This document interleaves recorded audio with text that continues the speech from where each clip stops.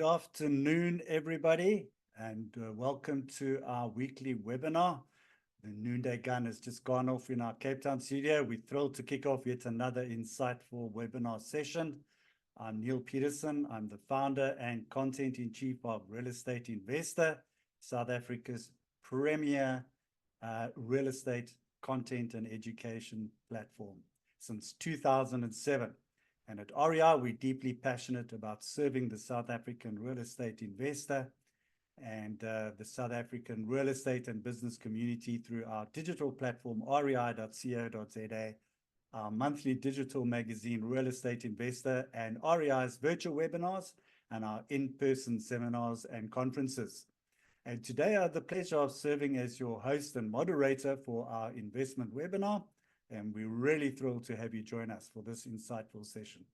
So today's topic is unlocking innovation, the future of Proptech in South Africa. And before I introduce you to our esteemed panelists and delve into our discussion, first some housekeeping. I extend a warm invitation to all our attendees to actively engage with us during this webinar. Your participation enriches our dialogue. So please feel free to ask any questions that you may have for our panelists, who I'll introduce to you very shortly. Please utilize the Q&A box located on the bottom right-hand side of your screen. Remember, it's not the chat box, which is reserved for general comments. And we welcome any ideas there on possible topics going forward in that box. And rest assured, if you put your questions in the Q&A panel, we will address them during our final discussion at the end of the webinar. So recordings will be accessible. We get that question all the time. And you can get that by email if you've registered for this event. Otherwise, the webinar recordings are also accessible on the rei.co.za website under events on the homepage. So let's move on to the heart of today's webinar, unlocking the potential future residential development opportunities in South Africa. And just understand that this is actually a prelude that sets the stage for the Reside Summit and Awards 2024 that takes place in Sandton Convention Center in Johannesburg on Wednesday the 17th and Thursday the 18th of July, and the RETech conference that takes place from Friday the 19th of July from 8 o'clock until 1 o'clock. So we're going to have an offer for you. In fact, first up, I would like to introduce you to the chairperson of the 2024 Reside Summit, Debbie Tagg. Welcome to you, Debbie. I know you would like to share some info on the upcoming Reside Summit and the RETech conference. Thank you, Neil. I think you do a much better job than I do. So it's a great pleasure. It's wonderful. Some of you may know me already. I think we're working with so many industry bodies around Reside. It's a privilege to be part of something that is honestly quite historical, for the first of its kind within South Africa, and the first of its kind making a huge impact for residential investment and development, whether you're an entrepreneur or whether you have been in the space for many, many years, or whether you are with a very big organization. So thank you, Neil. Yes, as you said, it's a huge event. If you hop onto the website, I know they're going to show you the website link now, you'll see there's something for everybody. And if you're not sure, pop us an email. We'll direct you as to which content. It's 4 events in one, exhibition, awards, etc. And I think I'm personally also looking forward to this discussion this morning, because it's a foretaste of the Real Estate Tech Day. We know technology and AI is just taking over all elements of life. And why not let it be the most important innovator in housing for all? So again, thank you to REI, who really has been a fundamental strategic anchor partner to the concept of Reside, to Neil, you and the team. And as with the whole approach to this event, because you are part of a community, you receive that discount code. So the intent is that no one should have to pay more than they should. We want everyone to be able to attend. You'll notice we have almost 45 industry bodies that are in support, whether it's government agencies, a lot of the member-based bodies, professional practitioner bodies. So use one of your links and make sure that you come through with that code, and you're most welcome to join us at the Sandton Convention Center in less than 3.5 weeks' time. And it's not to be missed. We really are making history, and as my team and I like to say, this industry has so many moving parts, and this is the first time where we are bringing so many different parts together to ensure collaboration, networking, and of course, it's always about opportunity, hopefully. So all the best for the panel and webinar today, to our colleagues who are also in support, to Johan from WeConnect as one of our partners, and Eric as well, just one of the leading thought leaders in this space. All the best, enjoy, and I'll see you all in person in July. Wonderful. Thank you, Neil. Great. Thank you, Debbie. Really look forward to an insightful, engaging conference. And as Debbie said, we have a special offer. It's 50% discount off the ticket prices on your conference booking. You just register. You go onto the Reside Conference website using this code where it says tickets to make your booking, and you get your 50% discount. That's right. You just put in this particular code. We'll promote it again at the end of the webinar, just in case you didn't get it. In fact, we'll drop it into the box as well. So we're going to get into the topic, today's discussion point. We're going to get into right now. So we're going to delve into the dynamic landscape of property technology and its transformative potential within the South African real estate market. And we'll explore emerging trends, innovative technologies, disruptive solutions, reshaping the way we buy, sell, rent, and manage properties in South Africa. And we also look at what innovations are coming into the market as well. We'll look at the trends in South Africa, some of the opportunities and challenges, some of the studies, some success stories, and where you can actually harness and use this for sustainable development of your business. We also touch on the regulatory and legal considerations as well, and how we can collaborate to ensure that it is a great success. So without further ado, first, please let me introduce you to our esteemed guest panelists today. And our first guest panelist is Johan van der Merwe. He's the co-founder and CEO of WeConnect You. They are pioneers and leaders in the field of property management and maintenance software. Welcome to you, Johan. Would you like to introduce yourself to the audience, please? Good morning or good afternoon, Neil, and all the audience members. I think you've done a great job introducing me. I think it's a good start. But yeah, it's awesome to always share these panels and share ideas, and also obviously hear the questions from the audience. So looking forward to a fruitful discussion today. Wonderful. Great having you here, Johan. And then secondly, Eric Ninaber. Eric, you can switch on your cam. He's the co-founder and MD of Wide Angle Apps, who are revolutionizing the metaverse, AI, and app development landscape. Welcome to you, Eric. Would you like to introduce yourself to the audience? Hi, Neil. Thanks. It was a pretty comprehensive introduction already, but it's great to be here today, and I enjoy doing these things because the feedback and the conversations, sort of in a lot of the stuff we do, always brings me back to earth, and gets me focusing on some reality sometimes. But the world is changing, and it's great to be here. Thank you very much. Wonderful, fantastic. Okay, guys, we're going to get into the Q&A discussion, and let's start off with just really understanding the whole sort of tech and Proptech ecosystem.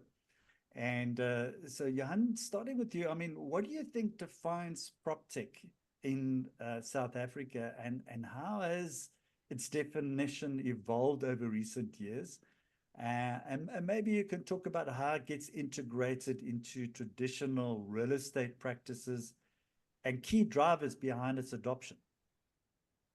Neil, thanks for the question. It's quite a open question, and I can speak on that for an hour. But I think let's try and make it simple. There's Proptech for me, and then there's the hybrid between Proptech and FinTech.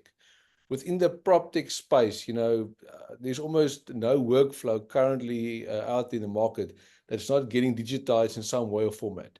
So if you think about applications, I'm just thinking about property management for a moment. Think about applications, you think about leases, think about communication, think about compliance.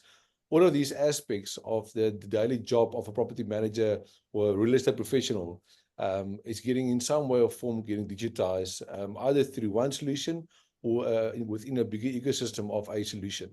And then obviously there's a big hybrid between Proptech and FinTech. We call it real estate FinTech, where we really enable customers to manage finances or accounting better.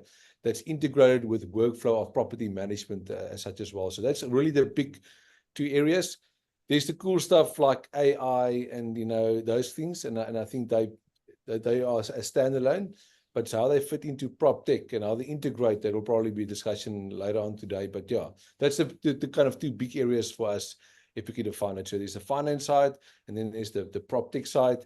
Things stuff like IoT and reporting and data analytics obviously also falls under that section for me. Okay, great. I think it's a nice way of just introducing the topic that way. Eric, you're not directly in Proptech. I mean, you're more in the tech ecosystem, and we find a lot of people that move into sort of Proptech space, probably people that many don't actually have property experience. In fact, it's tech people. So my question to you is rather, what defines tech, and how has that evolved? Because certainly tech has evolved dramatically. I mean, Johan just alluded now to AI. I mean, which is now, it's pivoted completely from metaverse and social media prior to that, and it's really pivoted. And so really, how, you know, so what is the drivers all behind that? Neil, thank you. I think, yes, we're very much in the tech space. And I guess you could see the type of things we do and the sort of products that we've been working on and developing more as enablers for other technologies and other tech, property tech type technologies in the space. So it's not that we have a very specific product, if you like, for the tech space, but we sort of see ourselves as enablers. Now, if you look at the tech space currently, you know, we've gone through a couple of phases with, you know, very sort of popular tech trends, if you like, starting with the sort of blockchain elements. Then we had sort of the Web3 type aspects, the digital objects, all linked to blockchain. And then the sort of metaverse thing started raising its head, and augmented reality. And, you know, and now, you know, the big buzz is AI, and there's a lot of hype around AI. And the thing about all of this is, whilst, you know, that you're getting flavor of the month thing, and currently AI is the flavor of the month, all of these technologies are constantly developing. It's not as if they've been parked. So it's not as if metaverse has been parked, or Web3 has been parked. They're all converging in creating new experiences for consumers ultimately, and people in different industries. And I think the challenge is keeping up with all of that. And, you know, and you see a lot of hype, you see a lot of fancy stuff, you see a lot of, in inverted commas, demoware of things, you know, that are amazing. But the real issue is, how do these technologies get brought back and transformed into something practical and real that can be used in the different industries? And I think that's sort of where our primary focus is. And to be honest with you, you know, even being in the tech industry and have been playing in all of these areas that I've mentioned in the recent years, it is unbelievably difficult to keep up with everything that's happening. And AI is just sort of, you know, put a compounding factor on all of this, and is accelerating as a technology at a speed that I've never seen before. It's just unbelievable, actually. And I think, you know, in almost everything that you do in future, you will see some AI. Whether it's going to a website, or whether it's an app that you're using, or whether it's some, you know, actions you want to take in an app or whatever, you're going to see AI in there somewhere. You're going to see 3D visualizations of things that you can't imagine. As soon as the technology becomes readily accessible, you know, it's going to be a completely different world. You know, you got the real shiny, fun stuff, I think, on your side, Eric. And, you know, I don't think you can ever talk about, you know, any tech without sort of demoing. So hopefully a little bit later we can actually go into some of those, and you could take us through a little bit of a walkthrough of some of those things. So, Johan, coming back to you,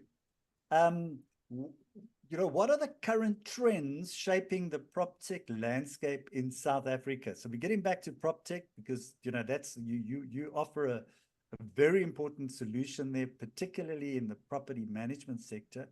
But how are local market conditions influencing development and adoption of Proptech solutions? Yeah, thanks for the question, Neil. I think business in general is quite tough out there. And I think property management is no different, especially if we take the massive amount of additional regulation that's been put upon property managers over the last couple of years. So business owners constantly are fighting to create more profitable businesses, and they've got some serious challenges that they're facing. So if I can maybe summarize the 4 biggest challenges in the environment, I think is compliancy, manageability, scalability, and profitability. So from our perspective, we see amazing adoption of technologies, and I think it's really to go out of business owners are really trying to solve their problems, and they realize that technology is the key enabler. It's not the business, it's not replacing the humans, but it is really the ultimate enabler to address those 4 biggest challenges in the most efficient way possible. And I think, yeah, we can actually take our hat off to the innovative the innovative approach that most business owners are taking in South Africa to really go out, adopt, and understand how technology can enable them to run a better and more efficient and profitable business. Great. And I think enabler is the key thing.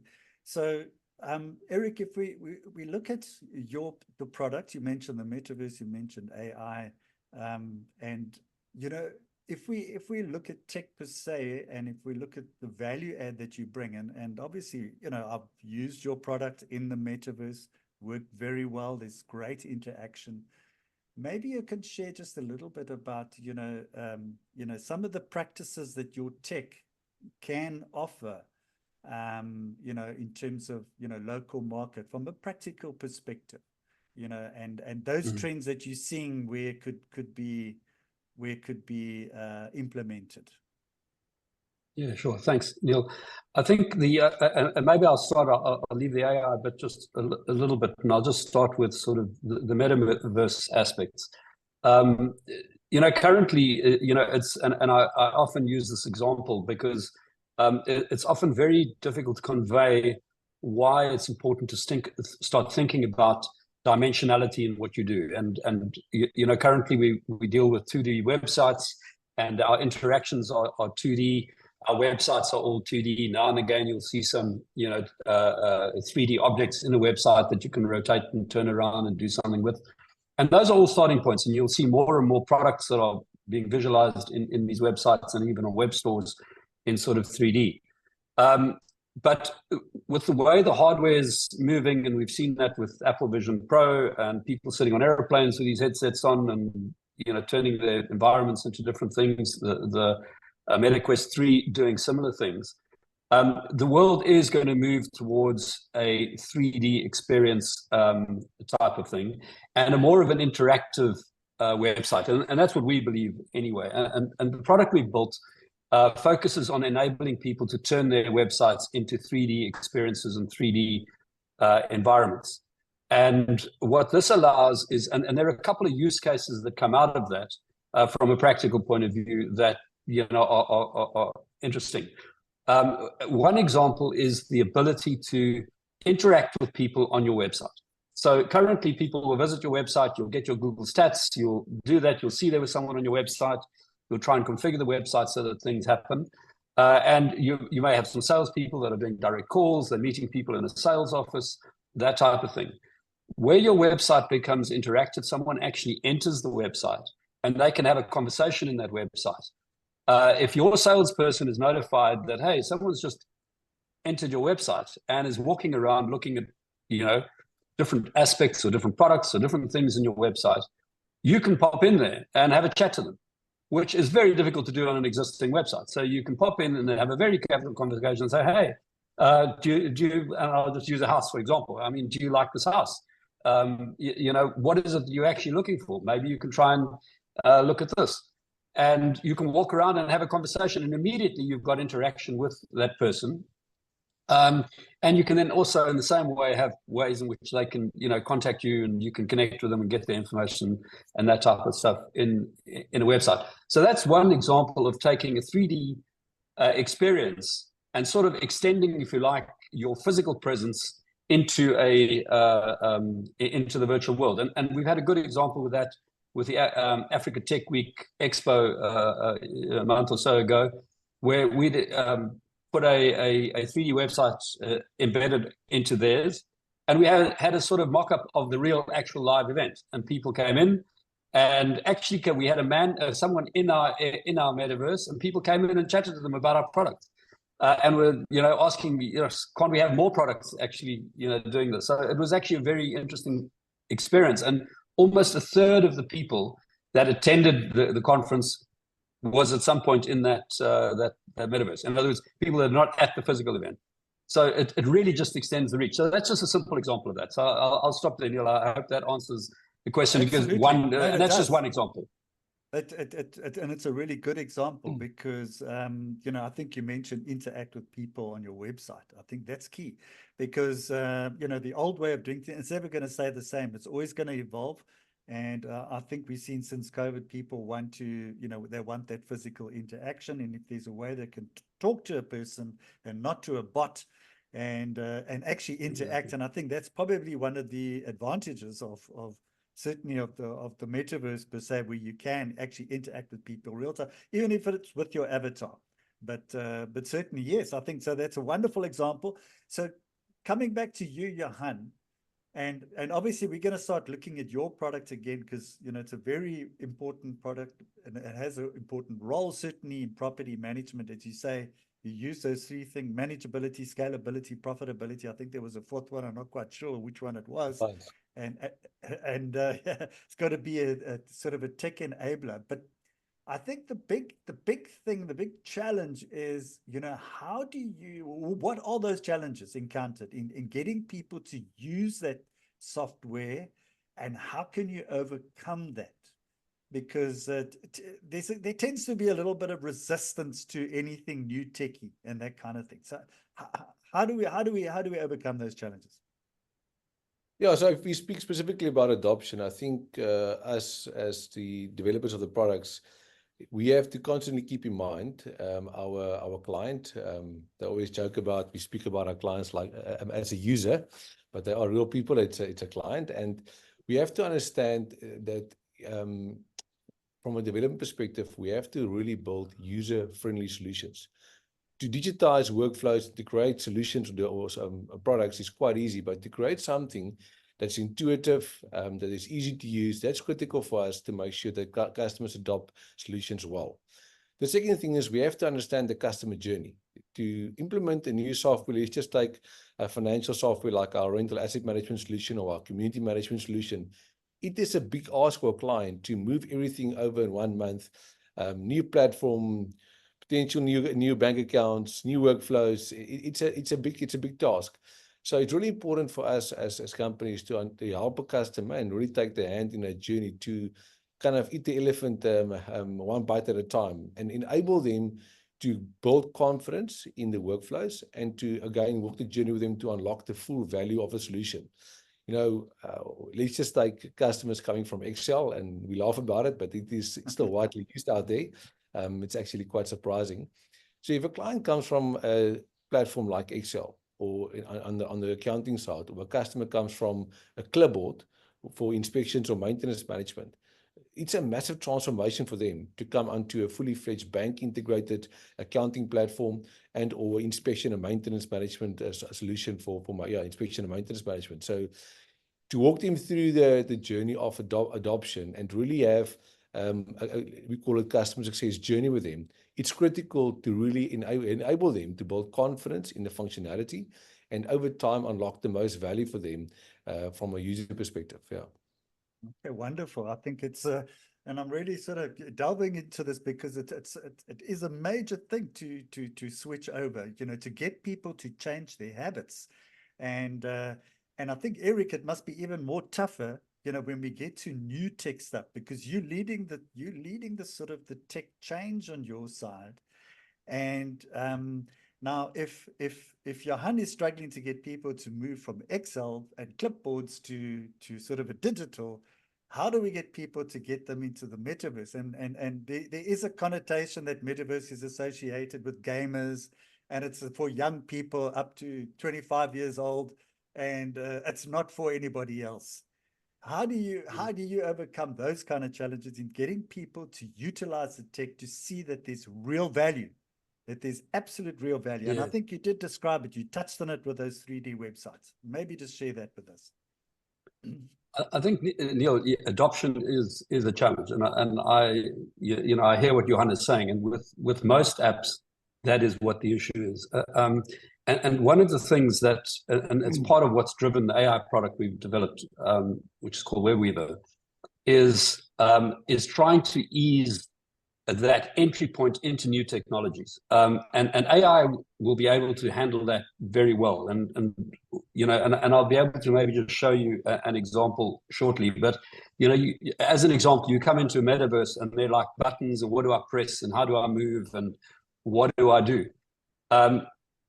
With the little AI bot that you've got running on your thing, which is integrated with the actual software application, and it can apply to any application, not just a metaverse. You want to maybe change your avatar. You say, well, can you please change my avatar to whatever? And bang, it'll change it for you. Can you please update my name and change my name to something? And it'll do that for you. Can you please take me to something I'd like to see? And suddenly those things. So you almost end up with a UI-less application, and it just makes it a lot easier, because those interactions can be voice, they can be text, so your interaction with the way you interface with your computer changes dramatically. And so that is one of the ways, and that can apply to any application you're building, whether it's a web-based application or an iOS or Android or native type app. You'll be able to enable those things with AI and fundamentally change the way that people interact with it. I'm not familiar with the technology Johan's got or the other Proptech things, but you could just ask it a question and saying, is there anything due for maintenance in the next week? And come back and say, yes, these are the things that are due for maintenance. And it's just a normal text interface, as opposed to having to learn how an application works. So it just changes how all of that happens. Now, it's early days, but it's happening at a rapid rate. Well, now that's incredible movement, I think, in the right direction, because the world is getting faster. We're moving faster at a rapid rate, and if we can get quicker solutions and a lot faster, then we can obviously become more productive and get more out. So Johan, coming back to you, just in terms of data and analytics in Proptech innovation, I mean, how are you seeing that, first of all, drive Proptech solutions, and what types of data are most valuable and for Proptech applications, and how can they be effectively leveraged? Well, they say that data is the currency of the future. So I think it's a profound, valuable thing, and it can enhance business from efficiency perspective massively going forward. So I think data with a bit of artificial intelligence can have a profound effect on certain efficiencies. I'm going to take one example. We recently came back from the US. We attended a conference there, and there was a company that AI company that integrate with platforms like ourselves, and then they offer fully fledged virtual assistants to the property manager's clients. So doing any kind of query about the account statement or why certain communication was sent out. And that alone, if you think about how many people typical property managers have just fielding queries from their clients, and that AI can literally replace that with proper data analytics associated with that. If you think about one of the most important things in a rental journey is choosing the right tenant. There's profound amount of valuable data out there today that if you put that all together, you can really, really choose a quality tenant. Another thing is, if you track your tenant's payment behavior, you can potentially predict when a tenant will fall in arrears. That's just a couple of examples where I think data will have a profound effect in how we do business. And again, if we couple that with artificial intelligence, there's profound kind of untapped opportunities out there. Okay, wonderful. So from your perspective, Eric, how is data and analytics driving in your tech solutions, and what kind of data are we looking at? Yeah. I absolutely agree with Johan there. Is that I mean, if you do, data is critical, and AI models get trained on data and information and everything else. So it's absolutely critical to actually get your models and things performing correctly. But on top of that, your ability to interrogate the data with natural language and get easy, without having to be an expert, you can get the information from that that you need. So yeah, completely agree with Johan there that that is exactly where things are going. Okay, great. So just now, I want you to give us a little bit of a demo there, Eric, of some of your stuff. But before we get there, I just want to say to the audience out there, if there's any questions, there's a Q&A box. Just drop it in there. If you've got any questions, there's no such thing as a stupid question. There's a Q&A box there, and you can ask some questions. And I think this is a very intriguing conversation because. And I think one of the things is the cost of entry points, because a lot of people believe, and I think it's both with your product, Johan, and I think also with your product, Eric, when they see tech, they see, oh, it's a really expensive to do this thing. Does it justify the cost at the end of the day? So do you want to maybe just in terms of that sort of barrier, do you just want to maybe just talk a little bit about how that applies to you and what you're seeing, Johan, in your business, and then Eric's the same for yours, and maybe just share the model in terms of, because you mentioned right up front, it's profitability. It's got to be profitable, Johan. So maybe just share your version on that. If you don't mind, just clarify the question. I just wanted to make sure I understand correctly. Just clarify the question. So just in terms of the pricing of product, because we're talking about the offering to the market, and you mentioned the manageability, scalability, profitability. We know that your software is definitely not for free. It does come at a cost. So if we're going to decide to move over from Excel to a WeConnectU platform, then we got to ensure whatever I'm paying for that platform brings value and brings a return. And you use the term and obviously enables your business. So just in terms of that, I mean, what is your experience in seeing people resistance to those kind of barriers in your particular business?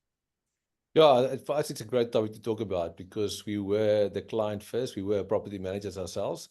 And we found ourselves in a position where, you build a good sizable business, but there's just nothing falling out at the bottom. And pricing of solutions does unfortunately play a key role in that. So when we designed our software, from a pricing perspective, we really thought how we can enable profitability. So if your software is developed well, you do help with scalability, so you can automate some functions. There's just like one example. In the past, clients would send maybe arrear letters one by one to their tenants. Now they can have 10,000 tenants and all of them in arrears, and it will be one button that the customer presses, and 10,000 tenants gets a letter customized based on the part of the account balance. So there's automation that can help with scalability.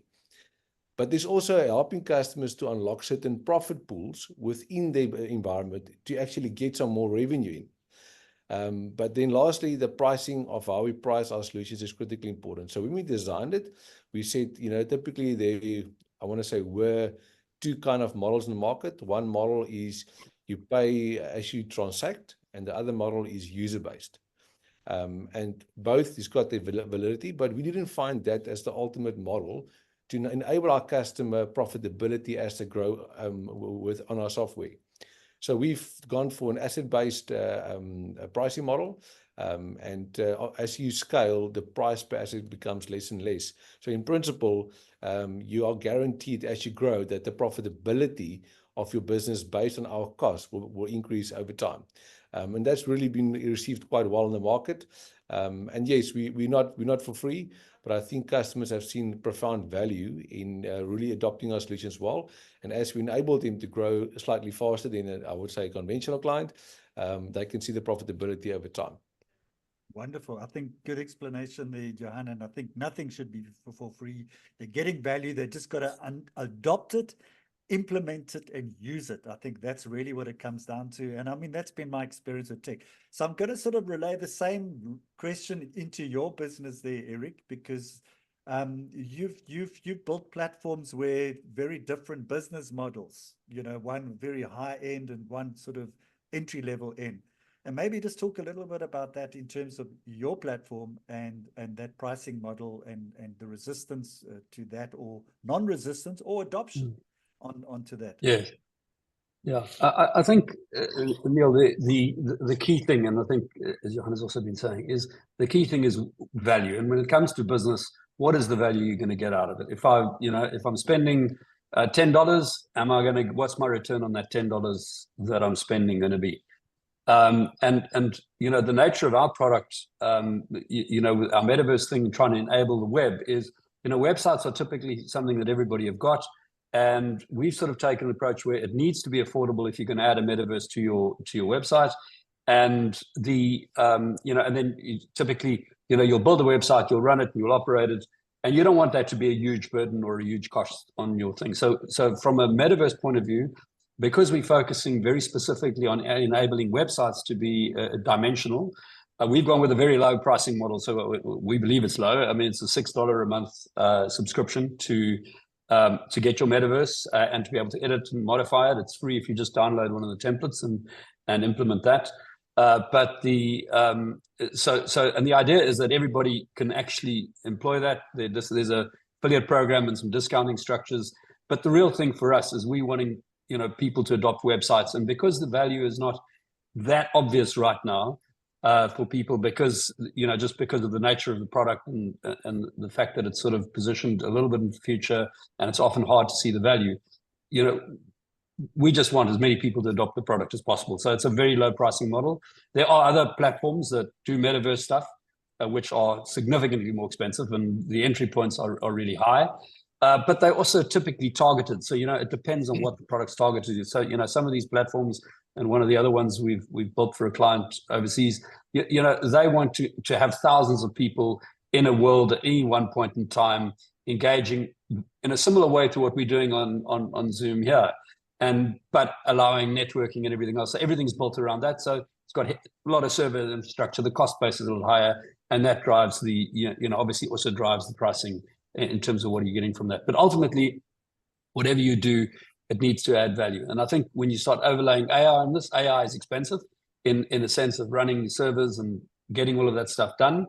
But the value that you can derive from it and the time savings that you get are also significant. And those two things need to be weighed up, and you make a decision on the basis of that. Okay, excellent.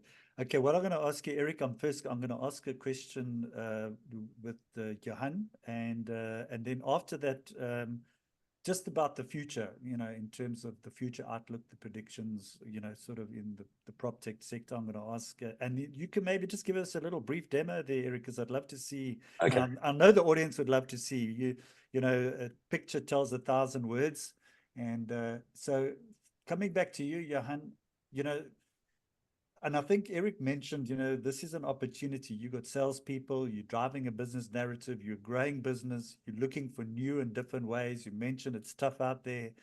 And I think in a business, you want to get innovative in terms of how you reach out to the world out there. And my question is twofold. One is obviously, do you see yourself, a 3D website where you can interact with people on your website, is that viable for you just off the bat? And it's not whether it's an opportunity to assess Eric's business, but in terms of the concept for your business to grow it. And then more importantly, what are your predictions for the future of Proptech in South Africa in the next 5 years? What do you see being disrupted? Yeah, so first of all, on Eric's technology, which I'm looking forward to see as well. Yeah, I think, if you can have more human interaction with a client walking your website, I think it'll be fantastic. So I'm looking forward to see the demo. So yeah, absolutely. On your question about the future of Proptech technology in South Africa, so I think a big buzzword, and it was actually your opening question, is the word ecosystem. So as WeConnect, when we developed our solutions, we realized that no one solution is the answer to a business owner. And it's a group of functions or modules that you have to group together to really create efficiencies. And let's just take example. I can use the best communication module as a software tool, but if that doesn't speak to lease terms of a lease, then it's kind of a standalone, and the amount of work to upload data into a communication module won't, you know, really justify the additional functionality or efficiency I get.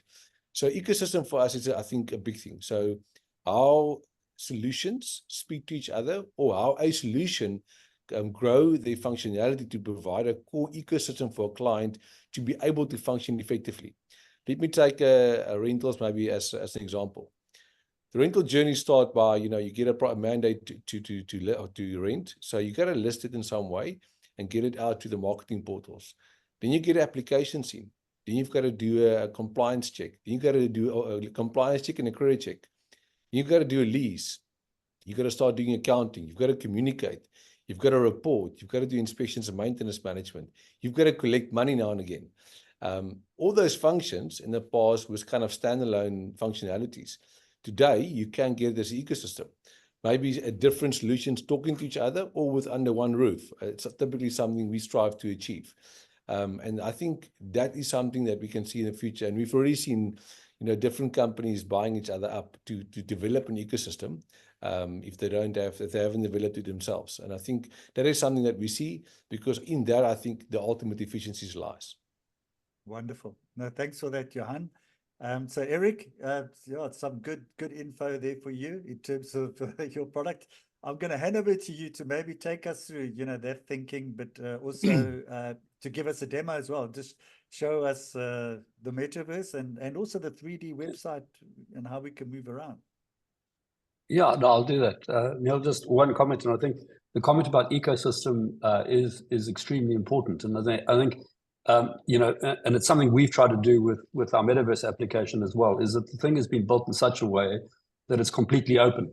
So people can build their own functionality and just plug it into the metaverse environment. So if there's a specific need, developers can go with, you know, standard coding practices and languages, create their own plugins and add that into the product and create their own product, if you like. So it's been built completely in a completely open fashion.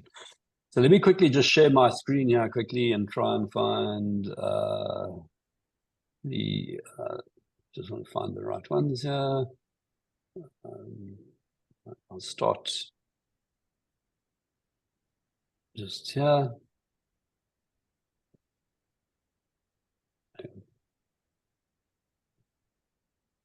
Okay, right there. Can you guys see my screen? Yes, we can. Okay, so this is just our company website for MetaPress, and you'll see that there's a little button that ends up on the metaverse on every website, and this button can be customized, and you can do whatever you like with it. You can put it where you want. Here, that's just where the standard implementation comes, and these are standard WordPress sites. And you literally, if you've got a WordPress site, creating the metaverse literally means just installing a plugin. It takes a couple of minutes, and you install the plugin. So I've entered, and I've now got a little avatar here, and you can see that it gives me some instructions. I can press a command key, hold that down, and it, you know, gives people instructions, and people can walk around. There's a little menu on the side here. You've got a microphone button, which you can mute and unmute and talk to people. You can do emojis. You can have points of interest. You can have settings. And, you know, so I can just, you know, wave at people and say, hi, how are you all doing? And you can create sort of a pleasant thing. You move around with the arrow keys, and you can zoom in or zoom out depending on the view you want to take to see your avatar. So you can go into a first-person view. I'll just keep the avatar there for the moment, and you're going to get a sense of it. But basically, you've got, you know, you can walk around the world, and you can have all kinds of content in there as you would have on your website. You can click on things that you want to. You can have videos in the world. You can walk up to them, and the video will start playing as you walk up to it. And you know, this video doesn't have audio, so you can just see, but it'll just show you a little video of things happening and what you can do.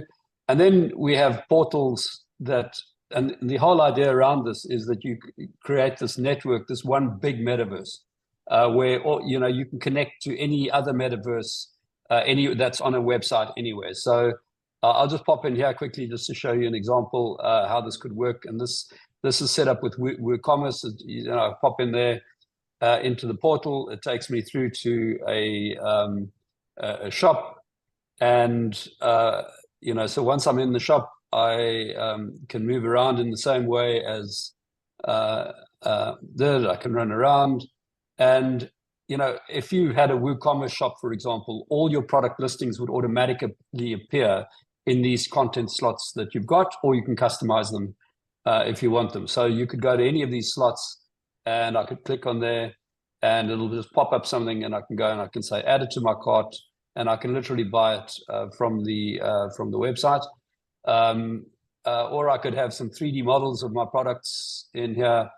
And I could, for example, go and buy this, click on the sweater and buy the hoodie. I can say add it to the cart. It'll get added to the cart and I can do the checkout or whatever I want. So that is, you know, so you can literally create anything you want. I can go back to that portal and I'll just show you one or two other examples. And then I'd just like to show you a little bit about the AI quickly. So I'm not going to spend too much time here because there's an enormous amount to show. I think the one thing to keep in mind here, if you're looking at this from a property perspective, this is effectively a property that we've created and created a replica of a property. In this instance, it's a very basic storefront. It's sort of, you know, glass fronts and everything else, and it's our own creation, but you could take literally any property and turn them in. The one challenge, because everything runs on the web, is you need to optimize, you know, fairly carefully and make sure the models don't kill your computer. But you know, you can do whatever. So we'll just pop through there. I'm just going to go back to another place, and I just want to show you one or two more examples. You know, so back here, here's an example of an expo stand that, you know, again, if you've got an expo or something that, and this could be any sort of virtual showroom that you want to demonstrate, you could, you know, literally have people coming in here while you're at a physical event, for example. And this is just, you know, just a mock-up of one that we did. And, you know, you can have content and you can walk around. You can go up to people and chat to them. You know, you can have videos playing. You can have people doing presentations. You can have live streams coming through from an actual event in here. So, you know, you could sort of mimic what's happening in a real world event and, you know, do that again. You can have some videos and you can have images, image galleries. And the nice thing, you know, about the metaverse is you can jump over the tables without anybody looking at you in a funny way. But really, that's just the one I'd like to show. And I just want to stop this share and just open another window there quickly and just give you a quick view of the AI stuff. Just make sure I think it's this one. Yeah, that one. So you'll see that getting in here is. Hang on, have I got the wrong?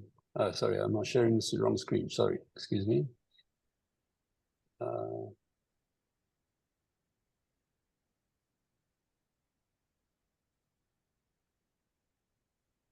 Okay.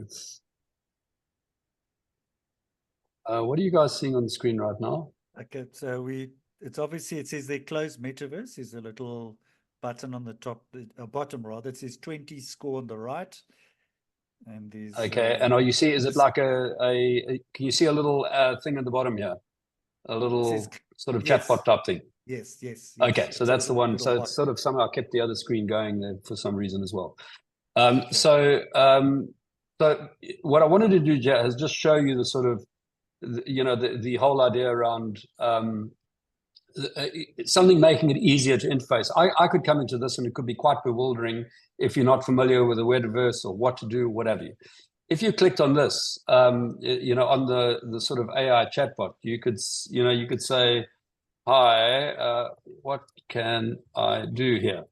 And it will come back and it'll give you a little description of something. And I've got no idea what it's going to say because this is the AI deciding what it's going to tell me.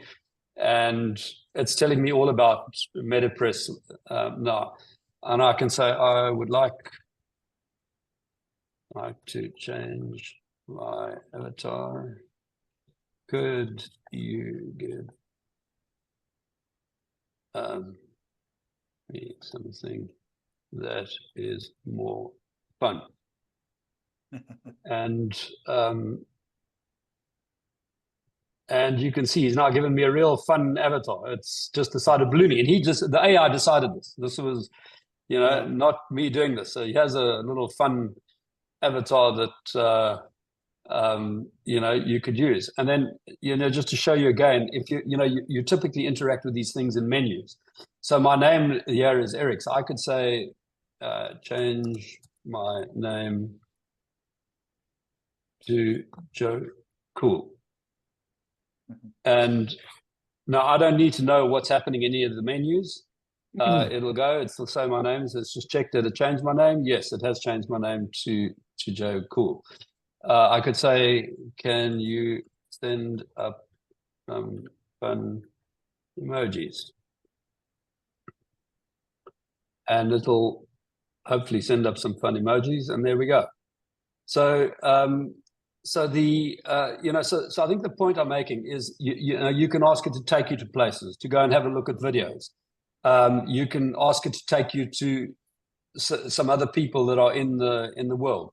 So there are a bunch of things you can do. So the point about this is that it just allows you to change the user interface of any particular app. We've just used this on the metaverse because it is where where it's very applicable, and it's easy for us to integrate with an application in which you can actually demonstrate these things quite nicely. But you can set up space, places, and and you can sort of be whoever you like if you wanted to,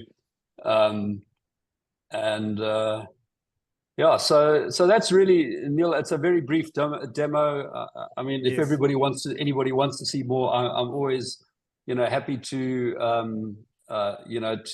to engage. But yeah, just Excellent. So I hope that covers it. Yeah. Absolutely. No, thank you very much for that. So I just want to get on to Johan here because we've got a lot of people traditional and that kind of stuff. How can we get people to shift from sort of who tend to be traditional real estate stakeholders and integrate this kind of tech into their portfolios, if at all? We mentioned the whole adoption thing, but do you think perhaps industry collaboration, education, what do you think that could move people forward? Because I think the Proptech sector per se has a whole big adoption thing. And really the question is, how can we get people to overcome barriers to adopt Proptech in South Africa? Daniel, I think in the property management space, I don't really think we have a general Proptech adoption challenge, because regulatory-wise, clients have to be on some form of digital bookkeeping system according to the Act. So they must be. There's obviously a host of additional functionalities, lease management, communication, as examples, where clients don't have to be on software. But I think because their backbone, the finance, is already on some level of software, their openness for additional functionality is amazing. So so I don't think we've got an adoption challenge in the property management space. From a sales perspective, I think the toughest software to adopt is sales software, because you've got this unique individual called the sales agent, and they cannot press a button and create a sale. So that unfortunately, that technology has not been developed yet. But if you just think about the adoption of listing portals, it's been amazingly adopted because it really solves a massive problem. But yeah, there's a host of other functionalities or innovations that could be better adopted. I think that we don't have an adoption challenge from an industry perspective. If you are onboarding on a solution, to really unlock the most value from a solution, I think there's massive journeys we can, as an industry, we can walk to ensure better adoption of a full functionality of a suite of solutions. But I think I'm actually quite encouraged with how well the property market has adopted software and is encouraging adoption of software. I think the fact that the compliancy, especially in the property management game, has been a heavy burden on clients, the need that there are in the market to get software to solve this really massive admin burden for them is huge. And I think clients realize they can't do it manually. They have to implement some form of software. So I'm actually quite encouraged, and I think it's not really that much of a barrier. It's just a journey, and I think the journey is actually going quite well in property. Wonderful. It's almost like the regulatory frameworks are driving the narrative, which is definitely not a bad thing at all. Yeah, absolutely. So Eric, just from your perspective in terms of your tech and that kind of stuff, how would you relate it to that, to adopting and getting that adoption and that foster, you know, collaborating and getting, how can we get your industry to, or wider industry to adopt what you've got?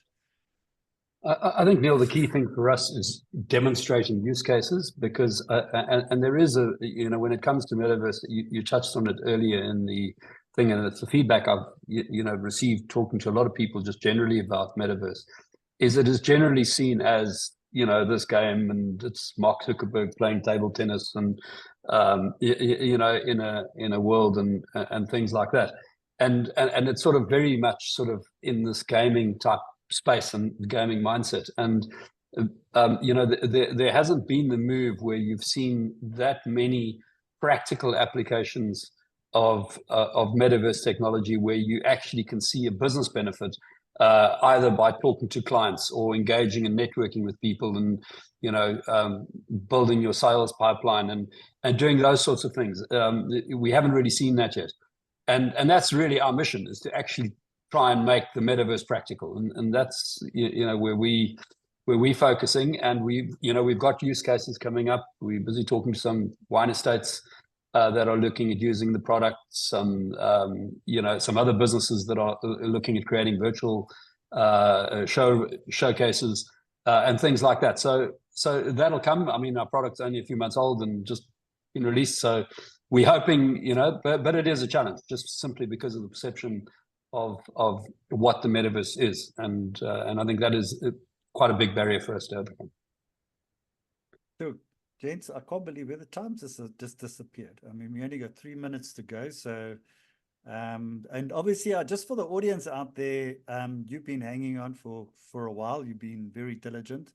Just remember, join us at the RE Tech event. It's we're going to be discussing that and more. That's Friday, the 19th of July. We've got a 50% discount for tickets. So please join us on that event. We will send you the ticket codes through the mail as well, that give you the opportunity to buy your ticket. But what I'm going to do is, in ending, is I'm going to ask Johan and then Eric, can you maybe just give us your 1 minute sort of wrap up, your sort of parting shots that you would like to leave the audience, and start off with you, Johan, and then you, Eric. Neil, again, thank you for the opportunity. It was awesome to share the panel with you and Eric. Yeah, from our side, We Connect You is on a mission to create more valued and valuable property managers.